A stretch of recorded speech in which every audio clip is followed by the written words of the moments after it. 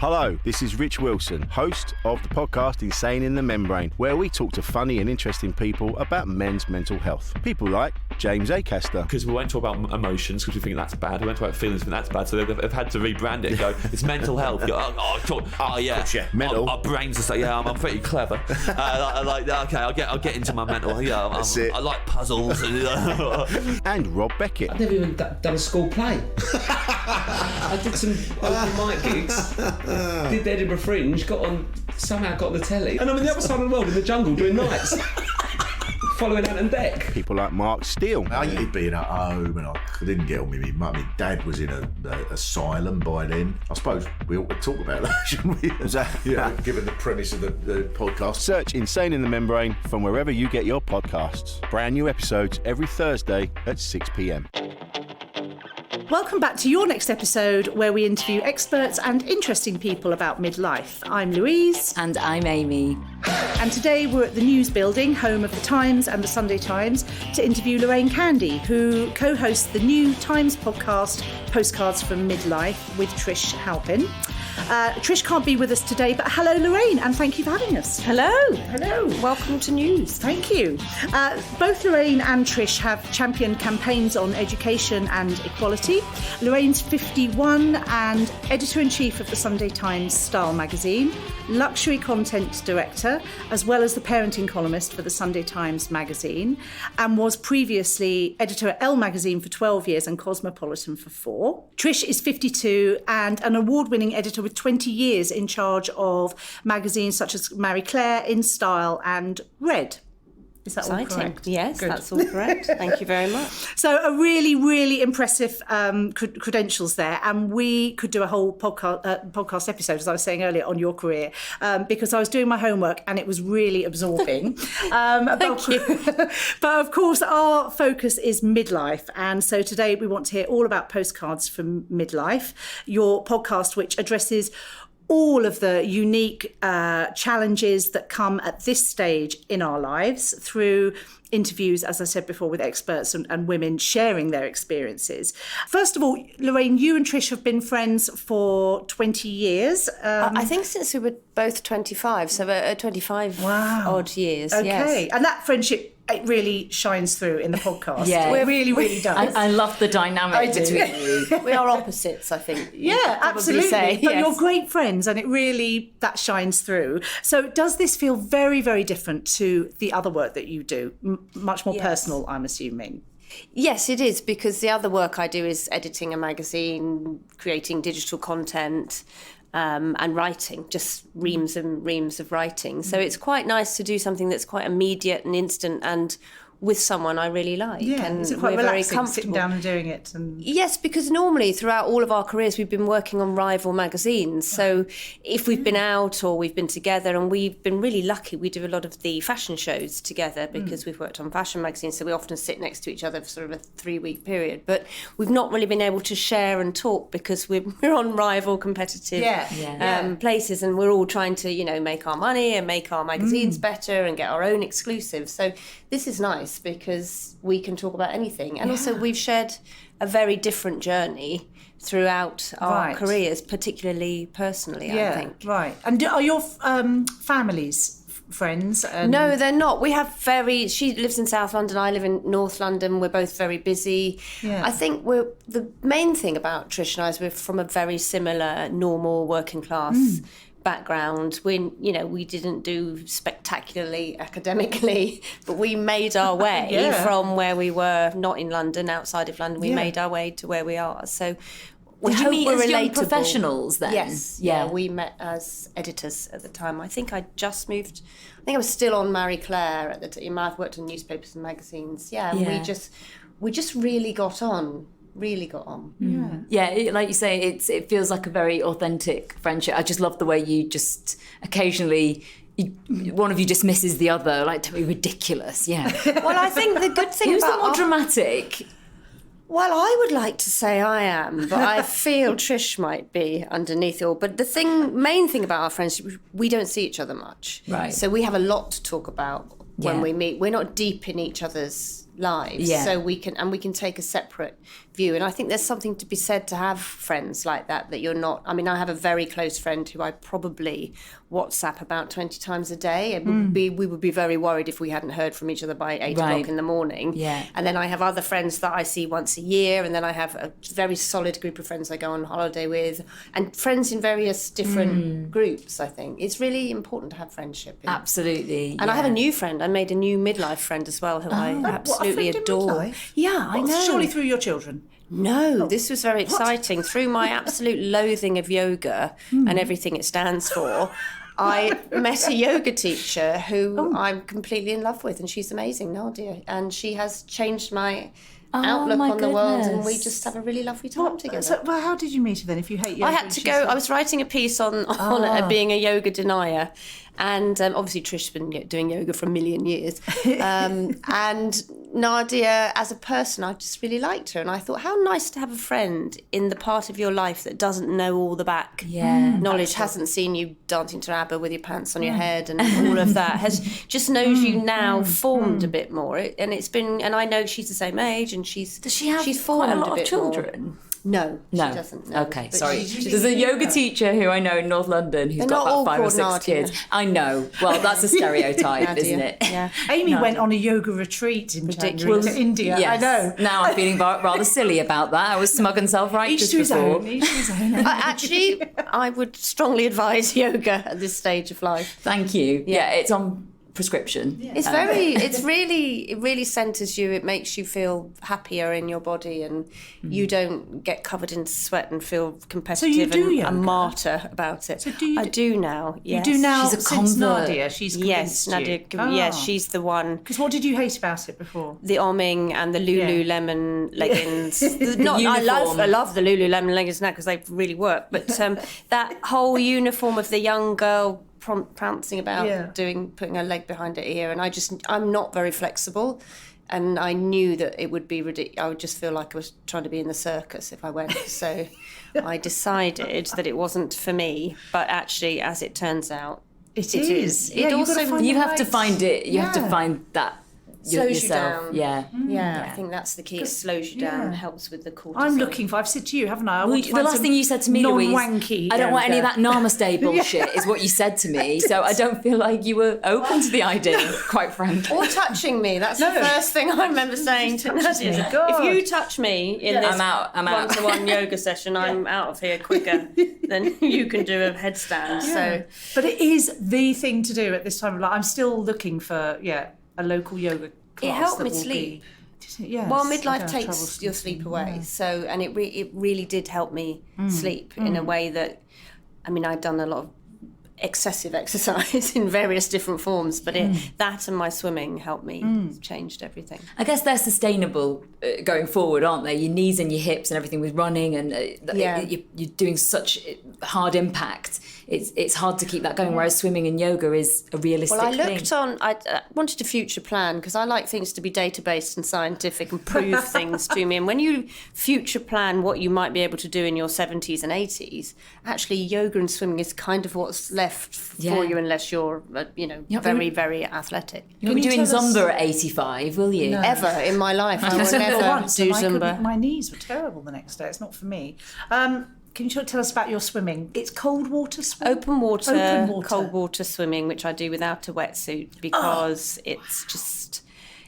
there's a tremendous amount of science around it, and it's incredibly good for your mental health. So it kind of slows your system down. It puts you into a fight or flight response that you learn to deal with, your body learns to deal with. And it's just, I don't know, no matter how awful the first minute is, and the first minute is pretty awful and you think you're a lunatic, for the rest of the day, 24 hours, 48 hours Are you after, sort of you buzzing feel after it? amazing. Right, yeah, okay. I used to do a lot of running, and that endorphin high that they talk about, you get it with cold water swimming. And also just, you meet the most amazing community of women. I've met all round Britain, complete strangers, women going through a similar thing, very hot women as well, who have become really great friends of mine, and it's a very welcoming community. And I meet a lot of women who've had a lot of really severe mental health problems, a lot of issues with anxiety, recovering from cancer, families changing, midlife really crippling them and completely swaying them off course. And it's just wherever and I do it with a very small group of friends of mine who are mad as I am about don't mind the cold, and we've just had such amazing adventures. You can't talk while you're swimming either, so you really be on your own. Isn't You it? have to meditate. Yeah. I mean, I do cold water swim all the way through the year. So in the summer, we properly do lengths, and we've done events. And we did this because we just had to do something in midlife that we would remember for the rest of our life. A small group of friends of mine, we swam Lake Geneva, which is twice the length of the channel. So it'd be like swimming to France and back. And we did it, 6 of us did it in a relay with our swim coach. We had to hire a yacht, and we had to go out. It took 2 days, 30 hours, I think we did it in the end, non-stop. And it was just the most extraordinary adventure. And you know what? I am the slowest open water swimmer on God's earth. I mean, there will be people doing it, dragging a log faster than me. But I am front crawl, slowly plodding along, finding my way and really loving it. And yeah, we had such an adventure. It was so amazing. I'm just thinking for anyone who's listening, how would you go about finding out where you're near? Do you just Google it? You Google your nearest Lido, and you don't go straight in and stay in for ages, otherwise you'll die of hypothermia. And I've been in a hypothermic state by accident before. But you go to your nose, or actually the Outdoor Swimmers Society on Facebook. organisation who can help. You join it on Facebook and you say, who lives near me? Would someone accompany me? What time do the groups go? Is there a lifeguard on for this? But you have to be really safe about it and check it. And Louise, we should Google our nearest and let's do it. And I think that could be a whole episode. Yeah, they're of on us Facebook. just hyperventilating. I'll put it in the show Society. notes as well for anyone else that's interested. So it's just, it really is truly amazing. They've been so friendly and loving and welcoming for us. I do the mummy stroke though. Brilliant. Keeping your hair dry. Like that. That's I've never been able. Does that matter? You start. That's how I started. You start like that, and then you think, And then I'd somebody quite like teaches to you how to do it that. properly. I've had a lot of lessons now because we've done quite a few lake events and river events. So Ooh, you see, it's all muddy under your feet, isn't it? funny, isn't it? That doesn't bother me. I've got my friend Lisa, who I swim with, is convinced there's a shark in every bit of water we get in. And she goes, what touched me? What touched me? What touched me? And she does it. She still does it, yeah. Okay, We have because so I will much be fun. that. You've got to face your fear, Louise.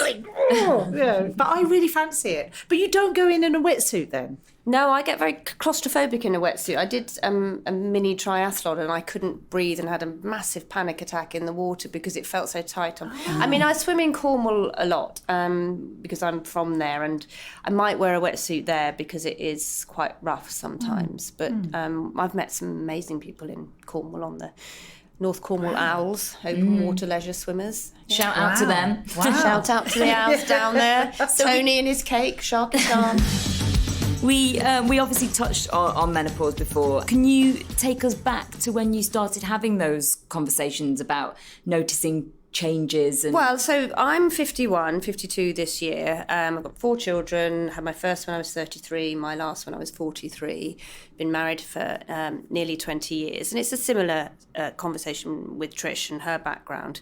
But when I was 45, I wrote a piece for Elle magazine about suddenly experiencing anxiety. Now, I'm kind of bulletproof. I've had a very highly stressed life. There's no mental health issues in my family, and I was able to just keep working. You know, I was able to negotiate a 9-day fortnight. I negotiated leaving at 5 on time. All of these things, I was capable. I was in control. Robust, yeah. Robust, and I felt on it. And then when I was about 45, I just kept forgetting everything, and I couldn't work out why I couldn't remember anything.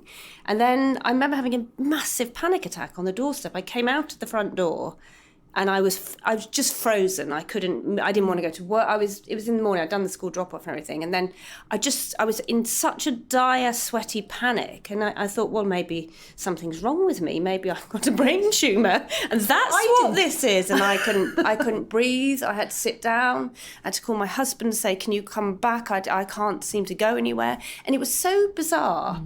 Terrifying, probably, It was for weird. all of the people around you if you're just such a coper normally. Yes, I thought, how weird. And then it took about an hour, sorted myself out, went to work and thought that was a bit odd, how unusual.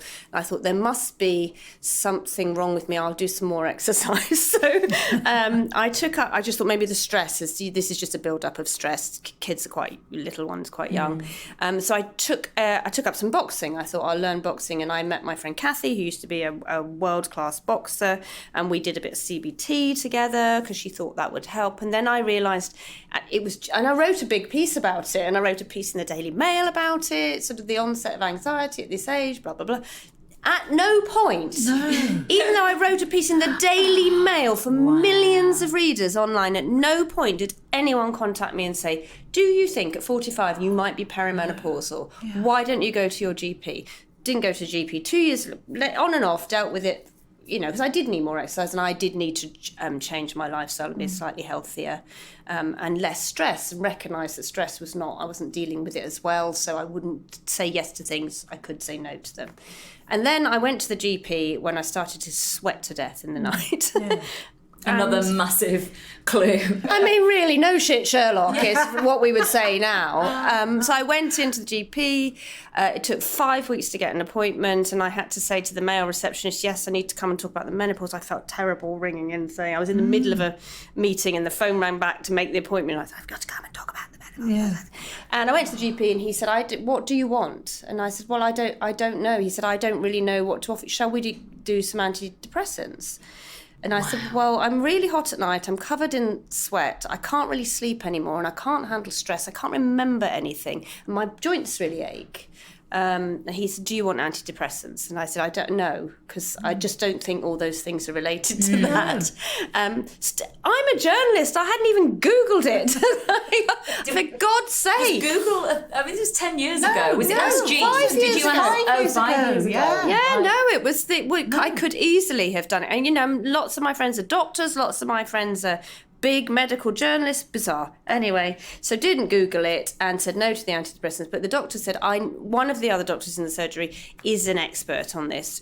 Perhaps she would be better to see, so I waited another 5 weeks. And then I saw her and she said, well, I think let's test HRT. I can't say she was overwhelmingly enthusiastic, and I basically presented the problem. As I've done all my research, I feel that this would be a good prescription for me. Just give me the HRT. Yeah. And I was prescribed something which I have written about recently, which wasn't quite right. It was estrogen and progesterone, but it was an odd mix. I went to see Dr. Louise Newson, who said, I don't understand why you've been prescribed this. But I'd been on it for 2 years by that point. So some symptoms had gone, but not. And no one talked about testosterone. So that was kind of my journey. And really, it's a shame I wasted 5 years. Now, my symptoms of kind of depression or anxiety were not severe enough for me to do anything really silly, but I could have done, because there were times when I felt completely mad. And I've had so many women contact me since we did the piece. We did a piece in Style magazine about it, and since Trish and I started, saying, I have left my job, I shouldn't have left my job. I have left my husband, I shouldn't have left my husband. It just feels like there's a shocking lack of care about what is happening to women, and so many myths that a kind of massive scandal is brewing around it, really. Yeah. And there was no conversation around it five years ago either. No. Because I had very similar anxiety, aching joints were my big, anxiety and forgetfulness. And I sort of self-diagnosed myself. Maybe I thought, maybe I'm bipolar, maybe I've got a brain hemorrhage, maybe I'm suffering from depression, but none of those things felt right. And then I got Liz Earle's book and read it, and then I think it's the second chapter, she puts a list, and I was just going through yep, check, all of those things, and then getting the book out and showing my friends who are all my age, and going, look at this, because we'd all been talking about it. Well, I think there is a level of pain that women are expected to just endure on a regular basis anyway, and there's a lot of theories around the kind of feminist thoughts around female pain, because we have to put up with things at a much higher level than men. We just need to deal with it. And I think part of us internally thinks, I just need to deal with this. I think if I'd been a man presenting with those issues, maybe more serious tests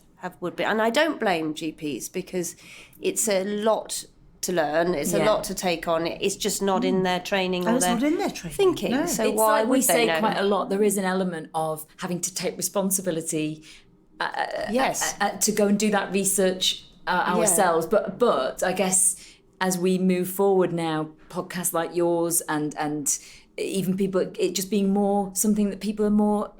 But I'm not talking about a niche illness that affects 1 in 25 million people. I'm talking about something that affects half the population. So why don't people know about it? Can I ask about, so did your mum ever say to you, I had a terrible menopause? No. Lorraine?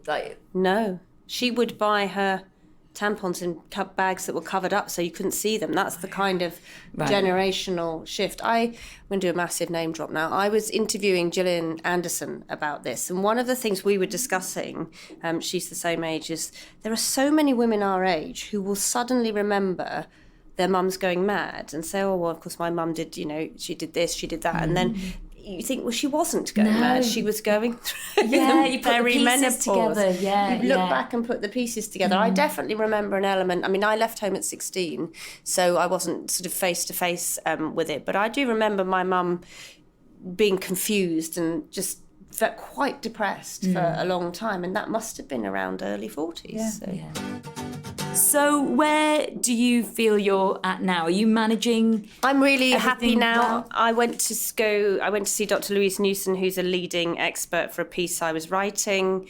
We went through everything, and I had a personal consultation with her as well, which I paid for separately to the piece. And that's really, I'm on the right dose. The testosterone has made a massive difference to me, being able to focus and remember things. I have to think at So you can't speed. get testosterone on the NHS? You can't get testosterone on the NHS, and for a myriad of bizarre reasons that are just simply that you can't get it for menopause on the NHS. You can get it for other things. You just can't get it as part of this prescription. I don't know the exact details. Louise explained it to me. It took half an hour, and I thought it was just because it's women. That's what it boils down to. You can't have it because it's just not very important because you're a woman. So I'm feeling very happy and overjoyed that I'm in a much happier place, because I was really unhappy. Yeah.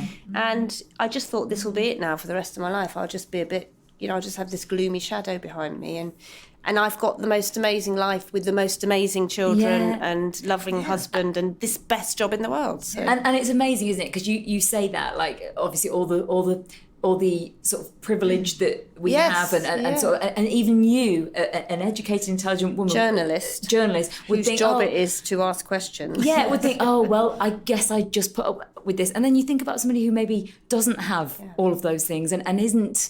Just imagine if you were working in a very low paid job, and you are working relentlessly, and you have a family to support, or you're a single mum, or you have serious mental health that you're doing, or you're looking after your aging parents, and you're doing this on top. It's almost impossible. There is no space or energy or time to go and investigate yourself. No. What your bespoke HRT treatment. No. It's just you just can't fathom why women are not better supported in this way. It just feels ridiculous. And you have to, I had to do my job, and I had to do it really well, because a lot of other people would want to do my job, and I couldn't let my team down, and I had to be there and functioning both for when I was at Elle and when I started at the Sunday Times sort of 3.5 years ago. So you pull everything you possibly can together. It's like that last, having done isn't it? sporting things, it's like that last bit where you think, even though my arm's broken and I can't breathe, I've actually got to finish this race. It's like that. You've got to go in and just get it done, and then go home and try and just give everything to that as well. And I think, without whinging or moaning, it's quite hard. It would be more helpful if we were able to get our estrogen back up again, because it's not really hormone. It's about a depletion of hormones. In any other ailment or illness where your hormones decrease like that, they would be replaced if you had a thyroid problem. Or that's it. It's not a complicated. It's not like, we're all sitting scratching our heads going, what should we do about this? The solution is there. It's just getting sort of access for everyone. It's women. It's just whether women are valued in the way they should be, and the whole conversation around it, the narrative has to change. Yeah. can we talk about your family then and your children? You've got two girls, 17 and 16. I have a 17, 16, 13-year-old son, and then 8-year-old as well. 8-year-old Mabel. Okay, all right. So I've got an 8-year-old Mabel. So you have, haven't you? My thoughts and sympathies are with you. But well, she's the youngest of 4, so she's really 12, I would say. Yeah, absolutely. So parenting teens, Paul and I have got 4 children, 3 in their 20s and 1 left at home who is almost 15. So parenting teens, our middle 2 children were...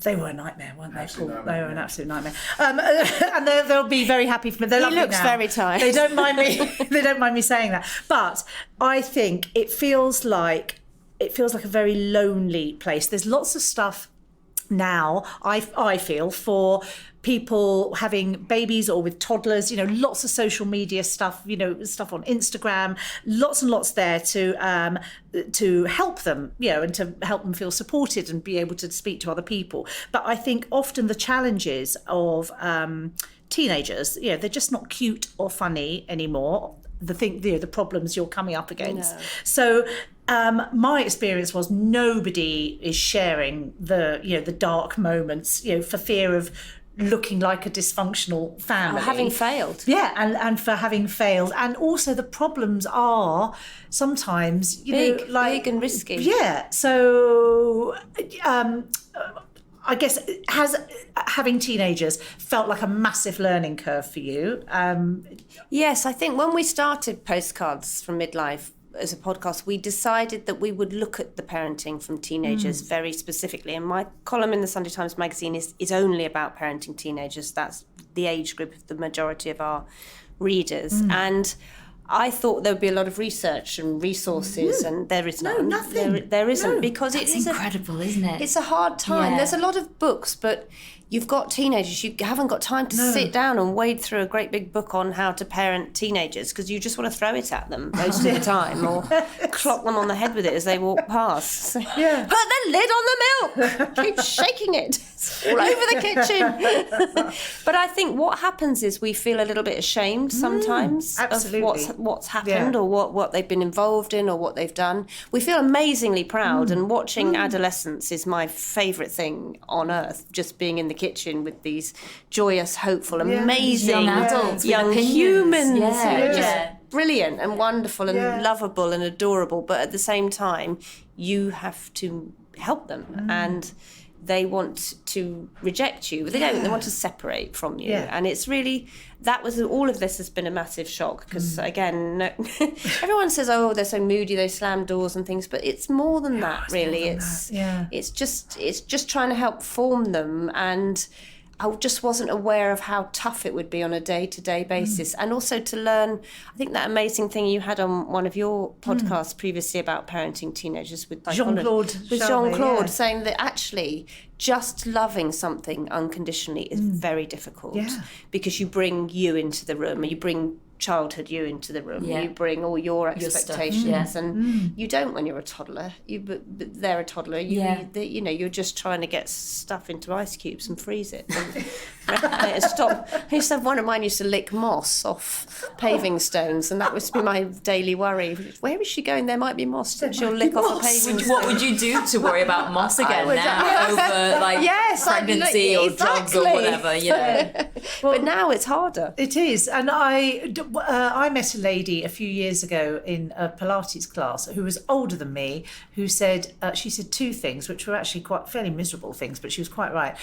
One was little children, little problems, big children, big problems. And I think she was absolutely right about that. And then the other thing she said was, you're only ever as happy as your unhappiest child. Yes, that's true. And that is so true, because, the one that's worrying or got a problem or is unhappy that's the one I'm worrying about all the time and thinking about. And I think there was also, when I first, probably as we're all around the same age, that the parenting expertise became very child-centred, and there was a huge commitment to this attachment parenting theory that you would have to have them close, they would be the centre of your world. Skin to skin. Think skin to skin, we went through that with them, and now it's even harder for us to work out what I've been solving all the problems I've been doing. Why are they so ungrateful? Why don't they want skin to skin with me? I don't understand this. I've been there. I've bent over backwards. I've done this. I've done that. I can't work out why they don't seem to react in the way I feel they might. I can't. They won't let me solve anything. They won't let me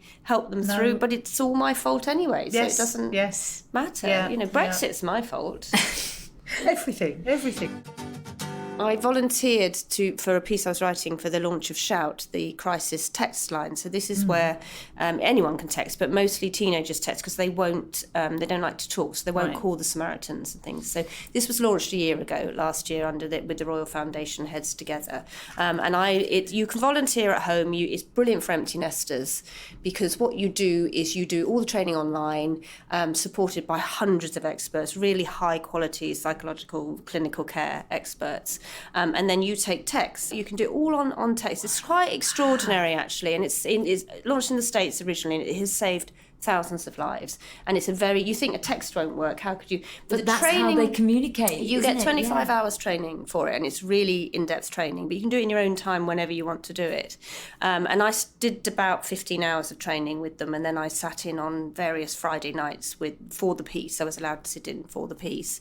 And the kind of stuff that was coming through this epidemic of self-harm, and it gave me a real window into how some of the children texting us might be behaving, and enormous empathy for that you can really put up with quite a lot if something like this is happening. And you can't really judge a child because you just don't know their background and what's happening, and it made me really step back from my children and think what's going on behind what is happening in front of me. It made me like 1,000 times more patient. It was without a doubt in my whole career as a journalist the most painful thing I've ever done, but it really helped me. And I don't know, it's always worth, I think, taking a step back and maybe doing something like this because it gives you a different view of life and how all families are, and not even families what you would call classically needy would reach social care or would reach any kind of psychological care. Normal families, some kids having terrible middle class families probably, where very high functioning children are under extreme exam pressure. Yeah. What was that organisation called? Because I'm thinking people might be listening to this and thinking. You can volunteer for Shout. You just go on to the website, and you can take a person from a very awful hot situation into a very cool, calm, cold situation, and for that moment you don't know who they are. It's totally anonymous. They don't know who you are. They don't know who you are. In that moment you can move them in a different direction. The self-harm, the quantity of calls around self-harm was extraordinary, but and I think there's a lot of misinformation around it. It helps to sort of go through that. I think, to train with that. Well, I will put that in the show notes. Back to your podcast. I like the bit at the end where you look at 3 things. Bit of nostalgia noodling. Nostalgia noodling, what you're doing and enjoying, something that's impacted or changed your life. Yeah. And that section always gets me Googling. The reason I watched Cheer was because of you. Oh my God, Cheer! Because I'd heard it from other friends talking about it, and I was thinking about the cheerleaders. And I was like, why would I want to watch that? And then you said that you'd enjoyed it. And I was like, well, that's that then. Because Lorraine said it, I'm going to go and watch it. And I did. I loved it. More fool you. What platform is that on? Netflix. But who are there any midlife women that you look to for or are inspired by? Or are you, I know you're surrounded by, you've probably got a team of young people as well. Are you getting, I work throughout my career, I've worked with a really good age mix of women. So a fashion magazine can only really exist based with younger, more stylish than me, clued in young women, and they're brilliant and vital, and the digital people coming through are a very different type of person, a very different type of young woman. So I tend to take inspiration from either side. We have a lot of I do a lot of what I call reverse mentoring. I just ask young women a bit more about how I might be as a manager of them. Not everyone can like you wherever you work. That's completely understandable. You're going to jar with some people, but it's quite good to get in and around that.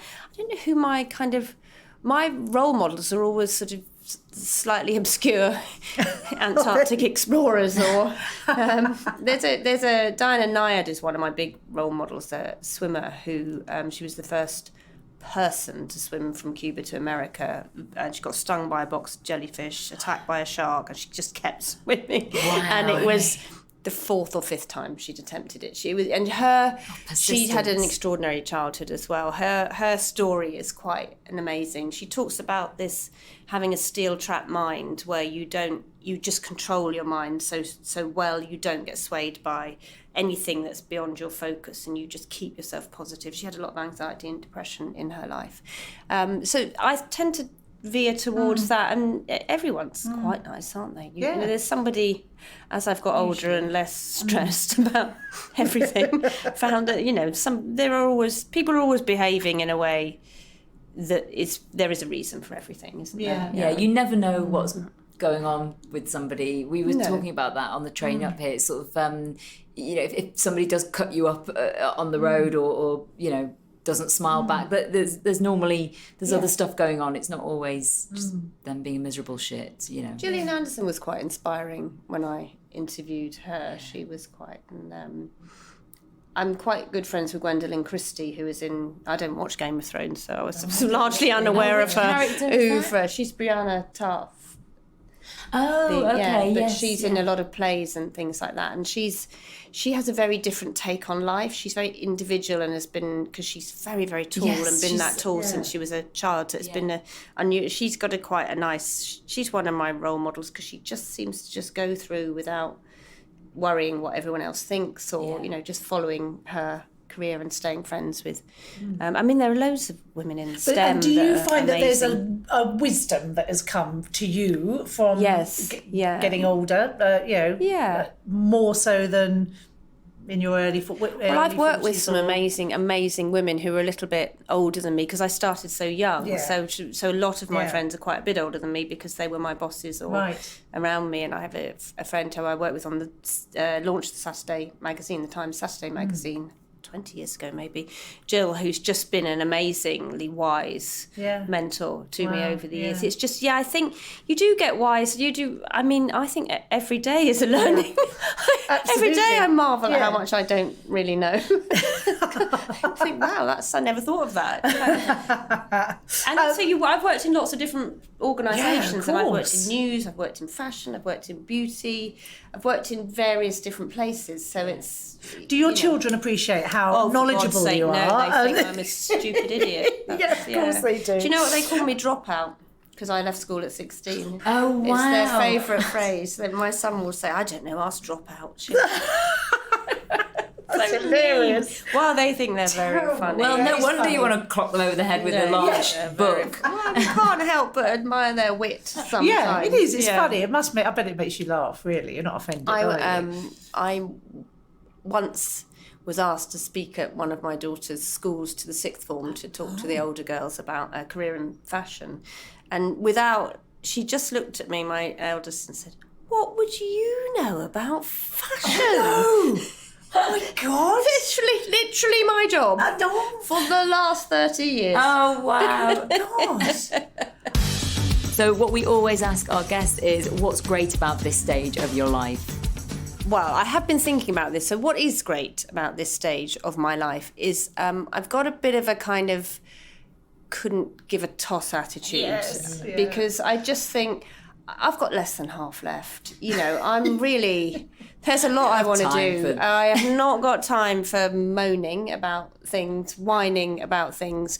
Don't come at me with problems. Come at me with how brilliant something could be, because there's always going to be an upside somewhere, isn't there?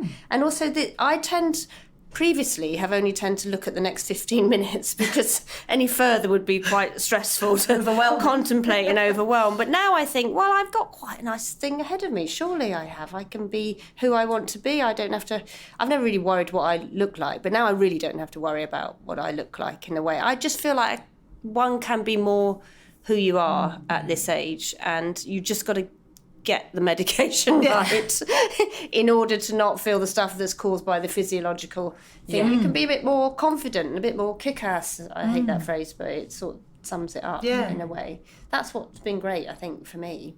Wonderful. Brilliant. Can I just ask, are you going to write and all a my book? children are still alive. Yes. That's a massive bonus, because there are times when I've gone in the garden and seen one of them hanging by its jumper off a tree while the other one's throwing things at it, or the hours in A&E have all been worth it. Yeah, absolutely. I mean, when you have 4, you must know this, there's one of them is always quite Statistically, close to one a of them is gonna cataclysmic always be some sort of danger or garrotting or something like that. I remember the girls used to put my son, when he was little, just when Mabel was, when I didn't really have my eye on them because I had a newborn, they used to put him in his toy box and throw him down the stairs. And he thought it was brilliant. It was the best thing ever. And every time it hit the bottom, the lid would fly off, plastic would go everywhere, and he'd fly out. And every day I would think, put them in bed and think, oh my God, we made it. Yeah, Everyone's got and their limbs. It's Yes. absolutely fine. Absolutely. And are you going to write a book? Trish and I are considering writing a book, actually, because I think... Together? You're going to write a book together? Well, I think nobody About told us midlife. about the story, about what we Yes. were going to go through, and it's completely different for every woman. And everyone's postcard from this part of life sent back to a younger me, and that's why we called it Postcards, would be helpful, I think, for people. Make everyone think, I have not lost the plot, I'm not going mad.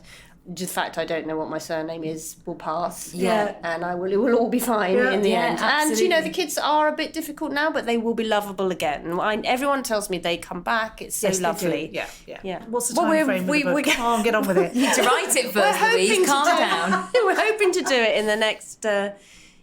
While Trish is in charge, really, I just sort of pretend I am, and she's kind of on it and with it. She's very organised, so we're hoping in the next year or so we'd like to get Fabulous. Yeah. That would be marvellous. Thank you. Well, sorry we missed Trish, but thank you for having us.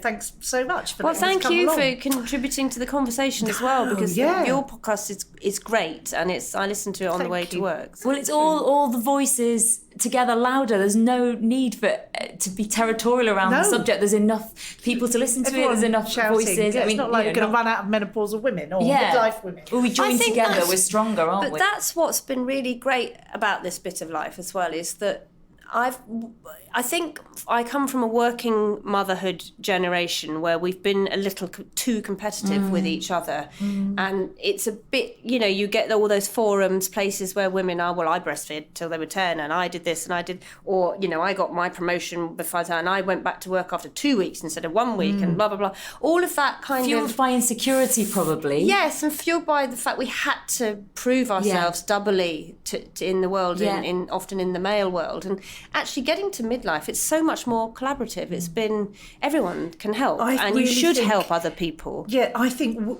when we're in our 30s, this is just purely my opinion, something that I've thought about quite a bit. 30s up until about maybe 42-ish, it feels very competitive. You're like sort of going, right, I need to be friends with that person, I need to be doing that thing, and then all of a sudden it just sort of goes... Well, what I've noticed as well is that some women who have been more insecure at this stage of life and stick more to that more competitive feel, really miss out on the kindness of other women because they're behaving in a way that sometimes isn't as collaborative and they're still stuck in that rut of, well, I must be better, and I must that's do. a horrible feeling. And I think to it be must be competing stressful, to be competing. So maybe when you do reach perimenopausal, yes, you're sweating, but you are you drop all that insecure stuff. Maybe drop it, and just try and be kinder and happier and help everyone, because ultimately what are we all doing? We're all small drops in the ocean, aren't we, compared to what's going on across the rest. We messed up the planet. Let's sort that out first and just, try not to take everything personally. Well, I think the Lord's work has been done here today. I think that She would be pleased. Thank you so much. It was lovely to meet you, It was Lorraine. lovely to meet you. That was great. Thank you. Bye. Made by darkhorsedigital.co.uk. Shooting, live streaming and podcast production. Hello, this is Rich Wilson, host of the podcast Insane in the Membrane, where we talk to funny and interesting people about men's mental health. People like James Acaster. Because we won't talk about emotions because we think that's bad. We won't talk about feelings because that's bad. So they've had to rebrand it and go, it's mental health. Mental. Our brains are so, I'm pretty clever. I'll get into my mental. I like puzzles. And Rob Beckett. I've never even done a school play. I did some open mic gigs. Did the Edinburgh Fringe, got on somehow got on the telly. And I'm on the other side of the world in the jungle doing nights. Following Ant and Dec. People like Mark Steele. I hated being at home and I didn't get on with me mum. My dad was in an asylum by then. I suppose we ought to talk about that, shouldn't we? Given the premise of the podcast. Search Insane in the Membrane from wherever you get your podcasts. Brand new episode.